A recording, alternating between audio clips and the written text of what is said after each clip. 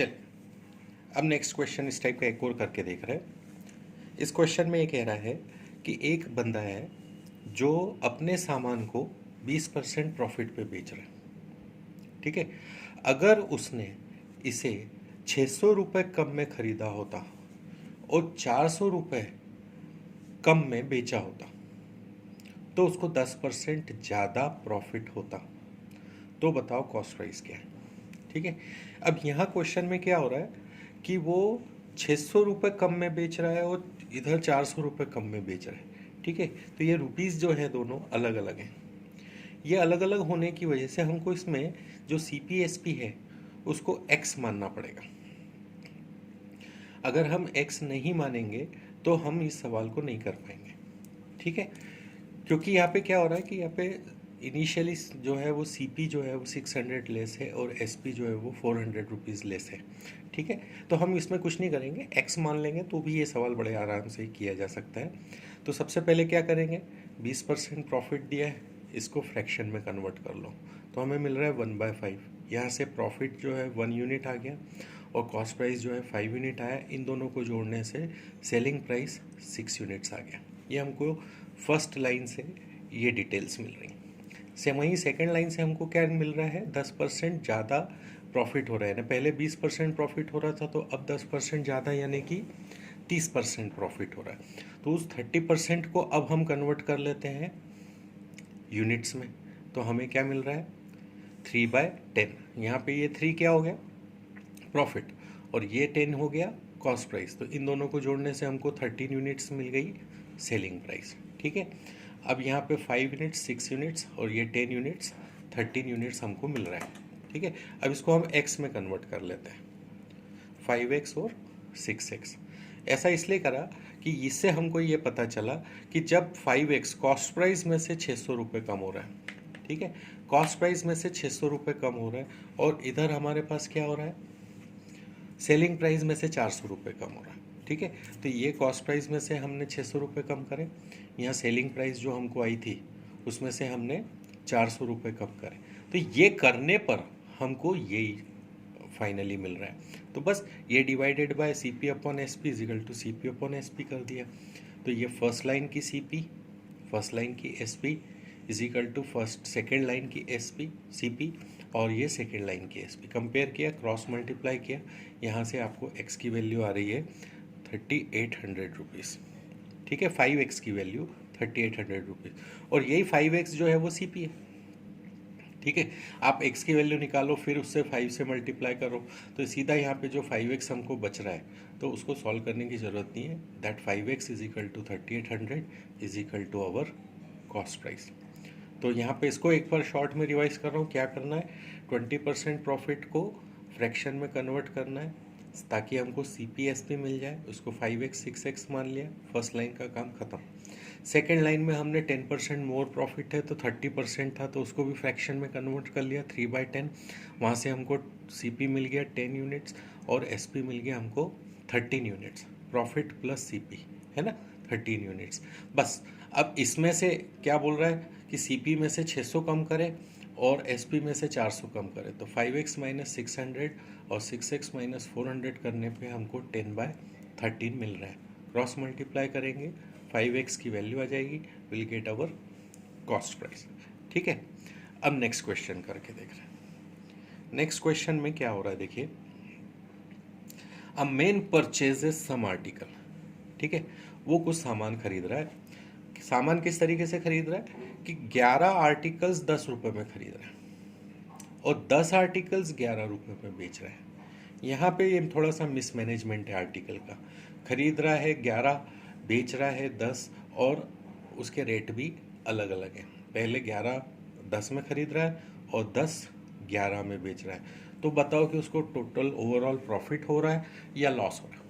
ठीक है, तो हम इन क्वेश्चंस को कैसे करेंगे, सबसे पहले तो आर्टिकल्स और प्राइस इनकी दो अलग अलग रेंज बना लेंगे। इनिशियली क्या हो रहा है 11 आर्टिकल्स है तो हमने यहाँ 11 आर्टिकल्स रख लिए, फिर उनकी प्राइस 10 रुपीज़ वो हमने यहाँ पे रख ली।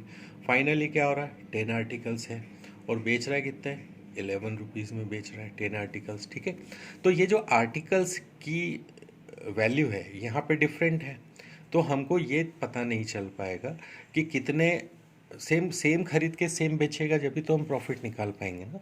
तो उसके लिए हम क्या करते हैं कि नंबर ऑफ आर्टिकल्स परचेज्ड और नंबर ऑफ आर्टिकल्स सोल्ड दोनों को सेम कर देते हैं। उसके लिए इसको क्रॉस मल्टीप्लाई करो, ऊपर वाली इक्वेशन में जो 11 है उसको मल्टीप्लाई कर दो 10 से, और नीचे वाली को मल्टीप्लाई कर दो 11 से। ठीक है, तो पूरी इक्वेशन में मल्टीप्लाई किया। ठीक है, तो यहाँ पे हमको 110 यूनिट्स हो गए ने, खरीदे भी 110, बेचे भी 110। तो और यहाँ पे हमको उसकी प्राइस में डिफरेंस आ गया कि 10 इंटू 10 किया तो सीपी आ गई हमारी 100, और 11 इंटू 11 किया तो हमारा एसपी आ गया 121। तो यहाँ से हमको गैप पता चल गया कि भाई 100 रुपये की चीज़ 121 रुपये में बेच रहा है, इसका मतलब प्रॉफिट कितना हो गया, 21% का प्रॉफिट हो गया। क्लियर हुआ? इस क्वेश्चन में जिसमें दो डिफरेंट टाइप के आर्टिकल्स खरीदे और बेचे जा रहे हैं, उनमें हमको मेन चीज़ ये दिमाग में रखनी है कि हमें नंबर ऑफ आर्टिकल्स सेम कर लेना है। तो ऐसे नंबर से मल्टीप्लाई करना है, क्रॉस मल्टीप्लाई करना है, सीधी सी बात, नीचे वाले नंबर से ऊपर को, ऊपर वाले को नीचे से, तो सेम नंबर ऑफ आर्टिकल्स हो जाएंगे। अब जिस नंबर से मल्टीप्लाई किया उससे इसको मल्टीप्लाई करने पे हमको सीपी और एसपी की फाइनल पोजीशन पता चलेगी, जिसमें हम प्रॉफिट अपॉन सीपी इंटू 100 करके प्रॉफिट परसेंट को निकाल सकते हैं। ठीक है, अब इस टाइप का एक और क्वेश्चन करके देख रहे हैं। ये क्वेश्चन क्या कह रहा है, देखिए ये क्वेश्चन कह रहा है कि एक बंदे ने 6 पेंसिल 5 रुपये में खरीदी और 5 पेंसिल 6 रुपये में बेची, तो बताओ प्रॉफिट परसेंट लॉस परसेंट क्या होगा। सेम टू सेम क्वेश्चन है। इनिशियली आर्टिकल्स 6 और 5 रखे, सेम नंबर ऑफ आर्टिकल्स करने के लिए 6 को 5 से और 5 को 6 से मल्टीप्लाई करना है हमको।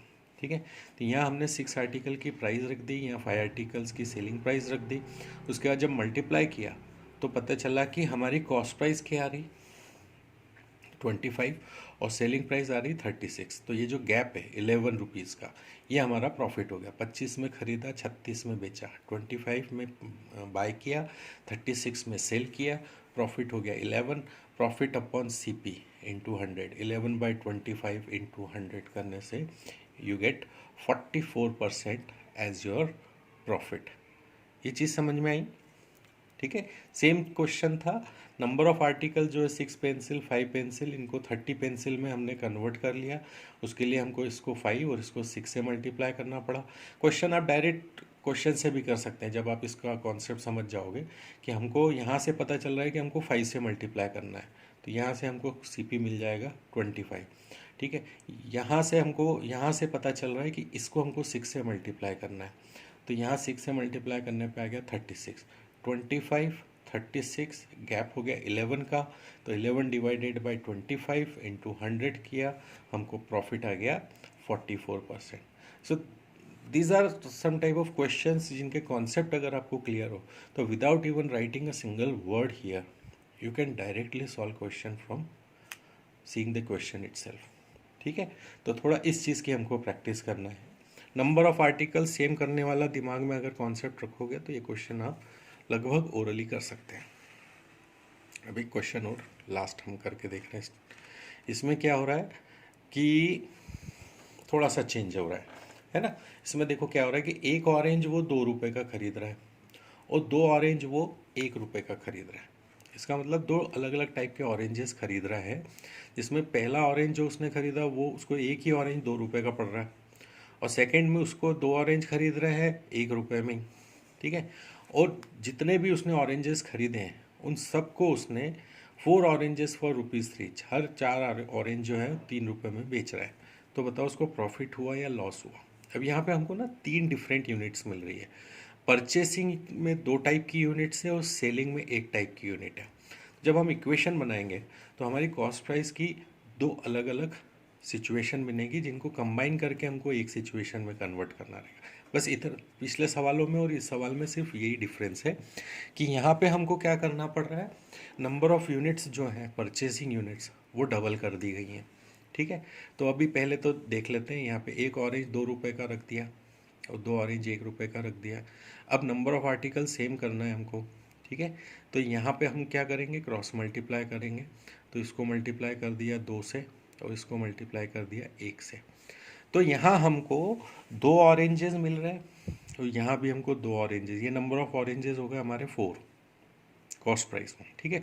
और ये मल्टीप्लाई करने से हमको क्या मिल रहा है कि जो ऊपर वाला ऑरेंज है उस पर इन्वेस्टमेंट मिल गया हमको 4 रुपये का, और उसके नीचे वाले ऑरेंज में हमको इन्वेस्टमेंट मिल गया 1 रुपीज़ का।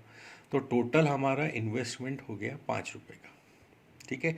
अब नंबर ऑफ ऑरेंजेस 4 है जो 5 रुपये में बेचे, और इधर नंबर ऑफ ऑरेंजेस 4 है जो 3 रुपये में बेचे, ठीक है। तो सीपी और एसपी आ गया 5 और 3 रुपीज़। ये बात ध्यान रखना है कि यहाँ पे नंबर ऑफ ऑरेंजेस जो खरीदे हैं वो नंबर ऑफ ऑरेंजेस जो बेचे हैं उसके बराबर होना चाहिए। अगर किसी भी टर्म में वो नहीं आ रहा है तो सीपी और एसपी में नंबर ऑफ आर्टिकल्स को क्रॉस मल्टीप्लाई करके हमको एसपी के बराबर बनाना पड़ेगा, ठीक है। तो ये सीपी और एसपी आ गया। अब गैप आ गया, हमको क्या हो रहा है, देखो ज़्यादा में खरीदा है कम में बेचा है, इसका मतलब लॉस हो रहा है। हर 5 रुपये पे उसको 2 रुपये का लॉस हो रहा है। तो 2 डिवाइडेड बाय 5 इंटू 100 करेंगे तो हमें यहाँ से पता चल जाएगा कि उसको कितना हो रहा है, 40% का लॉस हो रहा है। क्लियर हुआ ये क्वेश्चन आपको? इस क्वेश्चन को फिर से अगर मैं शॉर्ट में एक बार समझूँ तो क्या इसका मतलब होगा, इसमें 2 अलग अलग टाइप की आर्टिकल्स खरीदे गए हैं, तो हम उन आर्टिकल्स को क्रॉस मल्टीप्लाई करके सेम नंबर ऑफ आर्टिकल्स करके और पता करेंगे कि टोटल इन्वेस्टमेंट कितना हुआ है, ठीक है। और अच्छा, ये हमने 4 क्यों बनाया है, ये भी एक इम्पॉर्टेंट बात है। हमने इसको ऐसा क्यों किया कि हमको इसको 4 करना पड़ा, क्योंकि हमारे जो सेलिंग प्राइस है, हमारे 4 ऑरेंजेस जो है वो 3 रुपये में बेचे गए, तो हमको ये जो है कॉस्ट प्राइस, इसको हमको सेलिंग प्राइस में नंबर ऑफ आर्टिकल्स की टर्म में सेम करना पड़ेगा। इसलिए हमने इसको क्रॉस मल्टीप्लाई करके 4 यूनिट्स ये 4 यूनिट्स ये रखी, यहाँ से हमने उन 4 यूनिट्स की कॉस्ट प्राइस निकाल ली, ये 4 यूनिट्स की हमने सेलिंग प्राइस निकाल ली, डिफरेंस निकाल लिया, तो हमें पता चला कि लॉस 40% का हो रहा है। क्लियर है ये चीज़? ठीक है। This is way how you solve this questions.